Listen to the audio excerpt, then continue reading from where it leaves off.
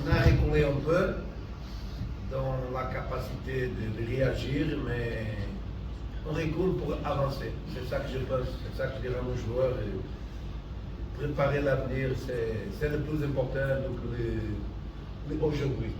Aujourd'hui, c'est bon gagner, et on va tout faire pour gagner, mais ce qui m'intéresse, c'est arriver à la prochaine CAN, qualifier et faire une grande CAN. C'est ça mon grand objectif.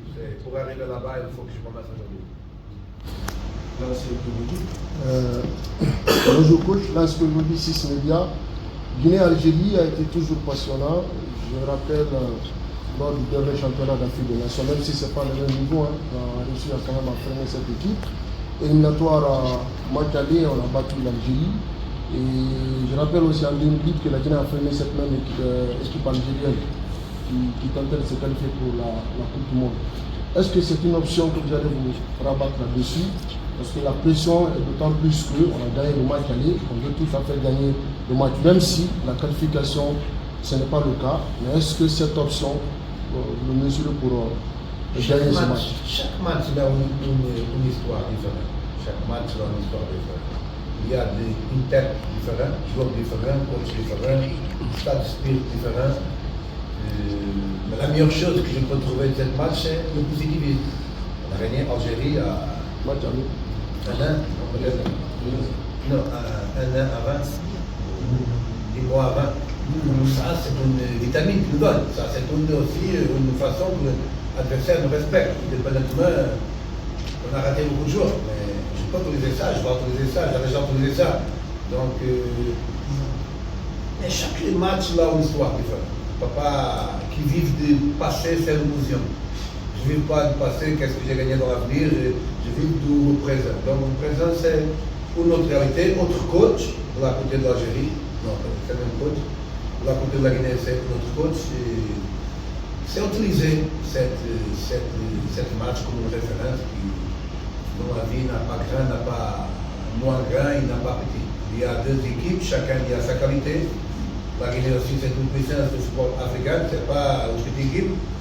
Donc, l'Algérie, je le respecte comme une équipe forte, seulement. Pas comme une équipe, c'est imbattable, pas comme une équipe, c'est la meilleure du monde. Non, c'est un adversaire très bon, mais de l'autre côté aussi, il y a une Guinée qui a une belle équipe et qui va avoir une très belle équipe aussi dans l'avenir. Donc, c'est un combat. Et dans un combat, on va voir qui va gagner. Jamais je vais, comme je dis, jamais je vais dire à nos joueurs pour défendre un résultat. Si je dis ça, défendre un résultat, ça veut dire que je n'ai pas aucune confiance à mes joueurs, que je ne crois pas dans la victoire. Je peux attaquer plus ou attaquer moins, je peux jouer dans les rôles de l'adversaire, je peux être plus pressionné en haut, plus à courir moins de risques. Mais moins de risques, ça ne va pas dire qu'on va défendre. Mais je peux même faire la pressing en haut à l'Algérie. Pourquoi pas? Donc cette stratégie, on va regarder. Et je suis sûr que mes joueurs aujourd'hui, au demain, vont donner une réponse de grand niveau. Ce qui m'inquiète, ce n'est pas l'Algérie. L'Algérie ne m'inquiète pas. Franchement, ce qui m'inquiète, c'est la forme physique de mes joueurs. La forme mentale, c'est meilleur. L'Algérie va nous motiver parce que c'est une équipe qui motive tous les joueurs. Oui, aussi, ils sont motivés parce qu'ils vont voir un attaquant et certains joueurs sur le terrain, bons défenseurs et bons milieux de haut niveau de la part de la Guinée. Mais physiquement, c'est ça qui m'inquiète. C'est jusqu'à quand cette équipe va donner réponse. Jusqu'aux 60 minutes, jusqu'aux 70. On va voir.